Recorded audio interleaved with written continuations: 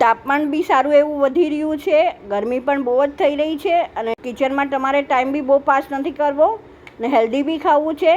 જે આપણે એડવાન્સ પ્રિપેરેશનથી બનાવી શકીએ એવા આજે આપણે બનાવવા જઈ રહ્યા છીએ પ્રોટીન રેપ, જેને બનતા જરા પણ વાર નથી લાગતી. બપોરના જમવા ટાઈમે જ તમે જો મગની દાળ પલાળી દો તો ઇવનિંગમાં તમે સારી રીતે યુઝ કરી શકો. તો મેં 1 કપ મગની દાળ સોક કરીને લીધી છે. પાણી બધું જ નિતારી લેવાનું છે.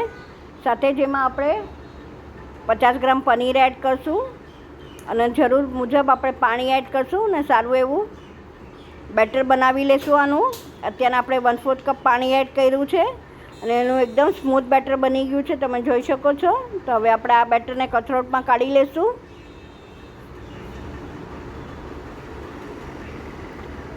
સાથે જ હવે એમાં 1 કપ ઘઉંનો લોટ મેં એડ કર્યો છે. આપણે જરૂર મુજબ આપણે લોટ એડ કરતા જઈશું.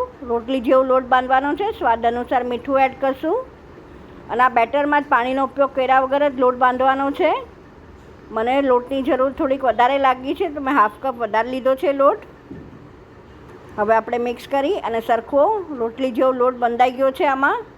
હવે આપણે આને ઢાંકી અને મૂકી દઈશું સાઈડમાં. ત્યાં સુધીમાં આપણે સ્ટફિંગની તૈયારી કરી દઈએ, જે બહુ ટેંગી બને છે. જેના માટે કડાઈ લઈ લીધી છે, એમાં 3 ટેબલસ્પૂન જેવું તેલ લઈ લીધું છે.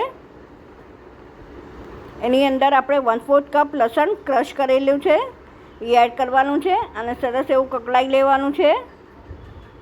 તો તમે જોઈ શકો છો કલર ચેન્જ થઈ ગયું છે. તો આપણે ત્યાંના હાફ કાઢી લેશું લસણ અને હવે આપણે એ કડાઈમાં મિક્સ વેજીટેબલ્સ છે, જે કોબી છે, મોટું બાઉલ છે એક કોબીનું, સાથે જ એક મીડિયમ કેપ્સિકમ હતું એ પણ લાંબી ચીર કરીને લીધી છે અને એક મોટો ઓનિયન છે જે લાંબો સુધારી લીધો છે. મિક્સ કરી દઈશું આપણે એને. સાથે જ એમાં 1 ટેબલસ્પૂન યા સ્વાદ અનુસાર આપણે ચીલી પેસ્ટ એડ કરશું. મેં ક્રશ ચીલી એડ કરી છે. મિક્સ કરી લઈએ. આમાં બહુ એક્સ્ટ્રા મસાલા હોતા જ નથી. તો હવે આપણે 1 ટેબલસ્પૂન ધાણા જીરું એડ કરશું. રૂટીન મસાલામાં બહુ ટેસ્ટી એવું ફિલિંગ બને છે. લાલ મરચું છે સ્વાદ અનુસાર. ગ્રીન ઓલરેડી આપણે એડ કર્યું છે, સાચવીને નાખવાનું છે લાલ મરચું. મીઠું પણ સ્વાદ અનુસાર. અને એકદમ ફાસ્ટ ગેસ ઉપર જ કરવાનું છે સોતે અને ક્રંચ રહે ત્યાં સુધી. બસ મિક્સ થાય એટલે આપણે ઉતારી લેવાનું છે. ઓઇલ કોટ થાય એટલી વાર રહેવા દેવાનું છે ખાલી આમાં. તો તમે જોઈ શકો છો ઓલરેડી બધું ઓઇલ કોટ થઈ ગયું છે અને મસાલો પણ મિક્સ થઈ ગયો છે. તો બસ હવે કાઢી લેશું. હવે ગેસ ઓફ કરી દઈશું અને એક થાળીમાં છૂટું છૂટું એવું રહે એવી રીતે બધું ઠારી દઈશું. એકદમ સ્પ્રેડ કરી દેવાનું છે થાળીમાં. સાથે હવે આપણે એમાં 1/4 કપ યા ઈચ્છા અનુસાર કોથમરી એડ કરવાની છે. મિક્સ કરી સાઈડમાં મૂકી દઈશું. હવે આપણે એક ડીપ બનાવવાના છે જે હંકડમાંથી બનશે. તો આપણે બાઉલમાં 1 કપ હંકડ લીધું છે. મગની દાળ પલાળી ત્યારે જ મેં એને રેડી કરી લીધું હતું. સાથે જ આપણે જે લસણ કાઢ્યું હતું એ એડ કરશું કકડાવેલું.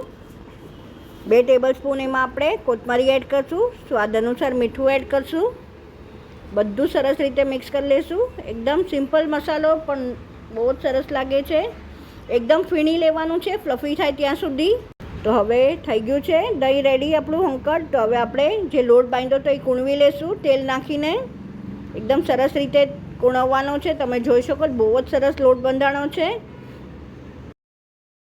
તો આપણે મોટો લુઓ લઈ અને એક મોટો રોટલી વણી લેવાની છે આની. ને એક સાઈડ તવો પણ ગરમ મૂકી દીધો છે. જેટલી થાય ખેંચાય એટલી લાંબી રોટલી કરવાની છે, બહુ પતલી નહીં બહુ જાડી નહીં. હવે આપણે એને શેકી લેશું. આમાં આપણે પનીર એડ કર્યું તો બહુ જ સોફ્ટ રોટલી બને છે. આપણે નહીં જેવું તેલ સ્પ્રેડ કરી અને રોટલી શેકી લેશું. એને બે સાઈડ સ્પોટ્સ આવે વ્હાઈટ એટલે ટર્ન કરી લેશું. તમે જોઈ શકો છો એકદમ લાઇટ સ્પોટની શેકવાની છે આ રોટલી. એકદમ નરમ બને છે આ રોટલી.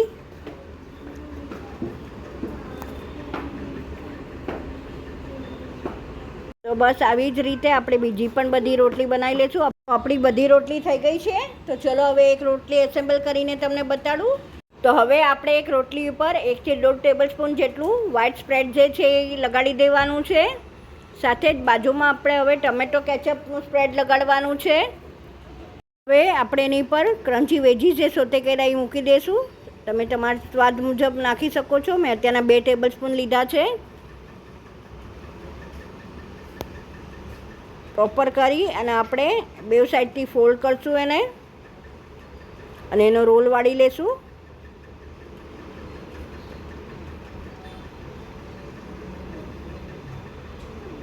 તો રેડી છે આપણો રોલ.